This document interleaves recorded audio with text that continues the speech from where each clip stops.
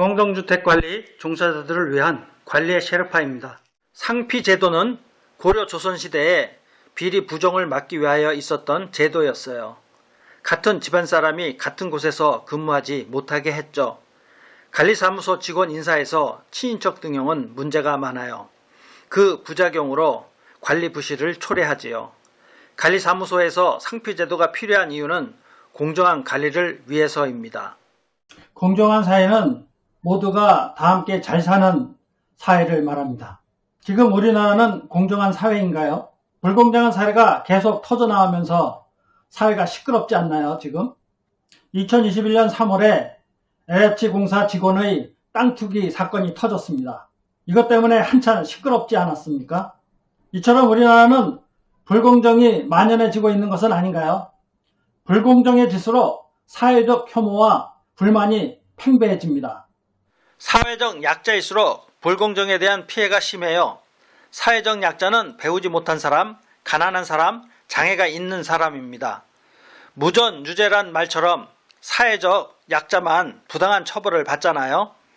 정의론을 쓴 존 롤스는 사회적 경제적 불공평이 있을 때는 가장 약한 사람에게 가장 많은 혜택을 주어야 하고 기회의 공평을 주어야 한다고 했어요. 약자에 대한 배려는 역차별이 될 수 없다는 것이죠. 이게 모두를 위한 일입니다. 누구나 약자가 될 수 있기 때문이에요. 공정한 사회를 만들어야 한다는 것은 변할 수 없는 정의고 진리지요. 저는 관리사무소에서 공정해지는 한 방법으로 상피제도를 말씀드리려고 합니다. 상피제도는 고려 조선시대에 비리 부정을 막기 위하여 있었던 제도였어요. 같은 집안 사람이 같은 곳에서 근무하지 못하게 했죠. 상피는 서로 피한다는 의미로 동일 조직 속에 서로 만나지 못하게 피하는 것이에요. 조선시대에는 이를 확대 적용하여 관직 발령 시 연고지를 피하게 했어요. 이해 충돌 가능성을 원천 봉쇄하는 것이죠. 사적 이해관계가 공정하고 청렴한 업무 수행을 저해하기 때문이에요. 친족을 자기 조직 속에 끌어들여 그 조직이 얼마나 mon란해졌으면 이런 법이 나왔겠습니까? 현재도 돈 없고 빽 없는 사람이 세상에서 불이익을 당하는 일이 계속 발생하고 있지 않습니까? 일례로 교육계를 보자고요. 학교 교사가 자기 자녀와 같은 학교에 다니면서 자기 자식에게 성적을 듬뿍 주는 비리가 발생하지 않았습니까? 그러자 교육부는 2019년 3월부터 교사와 자녀의 상피제도를 실시하고 있지 않습니까? 행정직도 자녀와 같은 학교에 못 다니지요. 단 사립학교는 예외고요. 공동주택관리법에서 적용되고 있는 상피제도는 딱 하나가 있습니다. 용역업체의 직원, 동대표, 상피제도예요. 용역업체 직원이 자기 아파트에서 동대표를 하면서 자기 회사가 그 아파트 용역을 못하게 하는 것이죠. 관리사무소 직원 인사에서 친인척 등용은 문제가 대단히 큽니다. 그 부작용으로 관리 부실을 초래하지요.